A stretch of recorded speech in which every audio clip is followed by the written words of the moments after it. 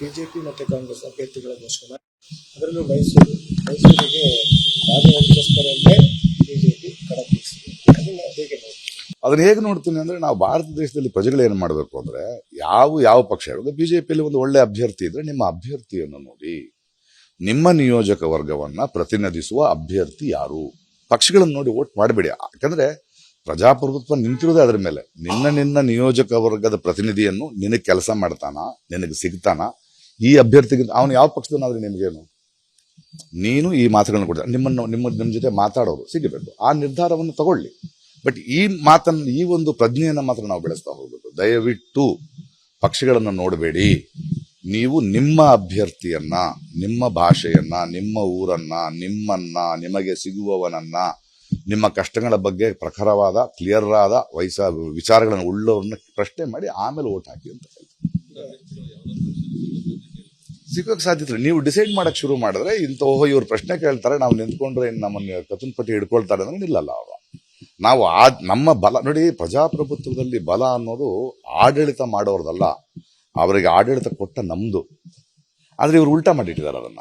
So ನೀವು ನಿಮ್ಮ ಬಲವನ್ನ ಈಗ ನೀವು 5 ವರ್ಷಕ್ಕೆ ಸಲ ಒಂದ್ಸಲ ಬರುತ್ತೆ. ಯಾರೋ ಹೇಳಿದ್ದು ವಾಟ್ಸಪ್ ಯೂನಿವರ್ಸಿಟಿಗಳು, ಅವ್ರಿಗೆ ನಾವು ಫ್ಯಾನ್ಸ್ ಎಲ್ಲ ನಡೆಯಲ್ಲ. ಈಗ ದೇಶದ ಬಗ್ಗೆ ಯೋಚನೆ ಮಾಡಿ, ಮಕ್ಕಳ ಮುಂದಿನ ಭವಿಷ್ಯದ ಬಗ್ಗೆ ಯೋಚನೆ ಮಾಡಿ, ಯುವಕರ ಬಗ್ಗೆ ಯೋಚನೆ ಮಾಡಿ, ನಿಮ್ಮ ಬೆಲೆಗಳ ಬಗ್ಗೆ ಯೋಚನೆ ಮಾಡಿ, ಯಾರನ್ನ ಇಳಿಸ್ಬೇಕು ಮೊದಲು ನಿರ್ಧಾರ ಮಾಡಿ. ಯಾಕಂದ್ರೆ ಪ್ರಜಾಪ್ರಭುತ್ವದಲ್ಲಿ ಒಂದು ಹೇಳ್ತೀನಿ ಕೇಳಿ, ವಿರೋಧ ಪಕ್ಷಗಳು ಗೆಲ್ಲಲ್ಲ, ಆಳೋ ಪಕ್ಷ ಸೋಲುತ್ತೆ. ವಿರೋಧ ಪಕ್ಷದವ್ರು ಗೆಲ್ಲಲ್ಲ, ವಿರೋಧ ಪಕ್ಷದವ್ರು ಆಳೋ ಪಕ್ಷ, ಮತ್ತೆ ಅವ್ರು ಸೋಲ್ತಾರೆ. ಅಂದ್ರೆ ಕೆಲಸ ಮಾಡ್ತಿದ್ದವ್ರನ್ನ ಸೋಲಿಸ್ಬೇಕು, ನೀವು ಇಳಿಸ್ಬಿಟ್ಟು ಪ್ರಯತ್ನ ಮಾಡಬೇಕು. ಅವ್ರು ಬಿಟ್ರೆ ಇವ್ರು ಯಾರು ಅಂತ ಕೂತ್ಕೊಂಡು ಕ್ರಿಕೆಟ್ ಮ್ಯಾಚ್ ಅಲ್ಲ ಇದು, ಅಲ್ವೇ? ಹಾಗಿರ್ಬೇಕು. ಅದರಲ್ಲಿ ಬಿಜೆಪಿ ಈ ಬಾರಿ ಕೂಡ ಎಲ್ಲವೂ ವ್ಯಾಪಾರ ರೀ. ಮನುಷ್ಯನ ಮತದಾರನ ಮನಸ್ಸಿನ ಆಳಕ್ಕೆ ಏನ್ ಹೇಳ್ತೀರಿ ಸಮೀಕ್ಷೆ? ಆ ಸಮೀಕ್ಷೆ ಮಾಡೋದು ಅದೊಂದು ವ್ಯಾಪಾರ ಆಗಿದೆ ಇವಾಗ. ಅವರು ದುಡ್ಡು ಕೊಟ್ಟು ಮಾಡಿಸ್ತಾರ, ಯಾರನ್ನೂ ನಂಬೋ ಪರಿಸ್ಥಿತಿ ಇಲ್ವಲ್ಲ. ಇವತ್ತು ಪತ್ರಿಕೆಗಳನ್ನು ನೋಡಿ, ಒಂದು ಪತ್ರಿಕೆ ಓಪನ್ ಮಾಡಿದ್ರೆ ಅದು ಯಾವ ಪಕ್ಷದ್ದು ಅಂತ ಗೊತ್ತಾಗುತ್ತೆ. ಅಂದ್ರೆ ಅಷ್ಟರ ಮಟ್ಟಿಗೆ ನಮ್ಮನ್ನ ಮಂಗ ಮಾಡಿದಾರೆ ಅವರು. ಹಾಗೆ ಮಂಗ ಆಗೋದ್ರಲ್ಲಿ ಇನ್ನು ಅರ್ಥ ಇಲ್ಲ. ಇಲ್ದಿದ್ರೆ ದುಡಿ.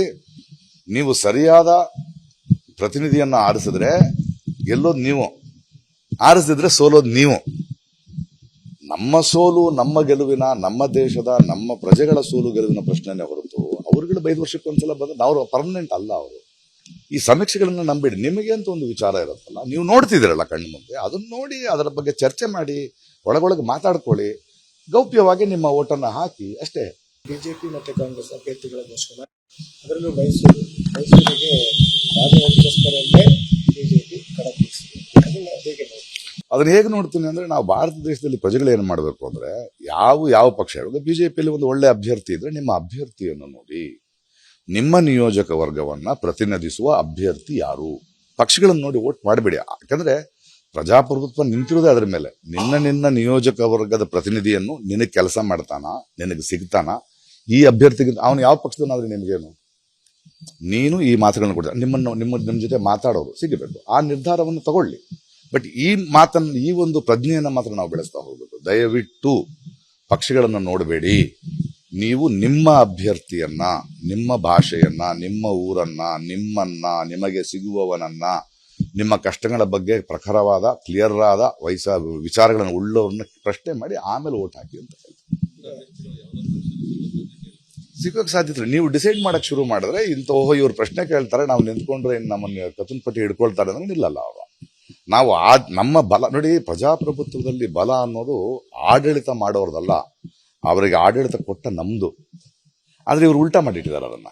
ಸೊ ನೀವು ನಿಮ್ಮ ಬಲವನ್ನ ಈಗ ನೀವು 5 ವರ್ಷಕ್ಕೆ ಸಲ ಒಂದ್ಸಲ ಬರುತ್ತೆ. ಯಾರೋ ಹೇಳಿದ್ದು ವಾಟ್ಸಪ್ ಯೂನಿವರ್ಸಿಟಿಗಳು, ಅವ್ರಿಗೆ ನಾವು ಫ್ಯಾನ್ಸ್ ಎಲ್ಲ ನಡೆಯಲ್ಲ. ಈಗ ದೇಶದ ಬಗ್ಗೆ ಯೋಚನೆ ಮಾಡಿ, ಮಕ್ಕಳ ಮುಂದಿನ ಭವಿಷ್ಯದ ಬಗ್ಗೆ ಯೋಚನೆ ಮಾಡಿ, ಯುವಕರ ಬಗ್ಗೆ ಯೋಚನೆ ಮಾಡಿ, ನಿಮ್ಮ ಬೆಲೆಗಳ ಬಗ್ಗೆ ಯೋಚನೆ ಮಾಡಿ, ಯಾರನ್ನ ಇಳಿಸ್ಬೇಕು ಮೊದಲು ನಿರ್ಧಾರ ಮಾಡಿ. ಯಾಕಂದ್ರೆ ಪ್ರಜಾಪ್ರಭುತ್ವದಲ್ಲಿ ಒಂದು ಹೇಳ್ತೀನಿ ಕೇಳಿ, ವಿರೋಧ ಪಕ್ಷಗಳು ಗೆಲ್ಲಲ್ಲ, ಆಳೋ ಪಕ್ಷ ಸೋಲುತ್ತೆ.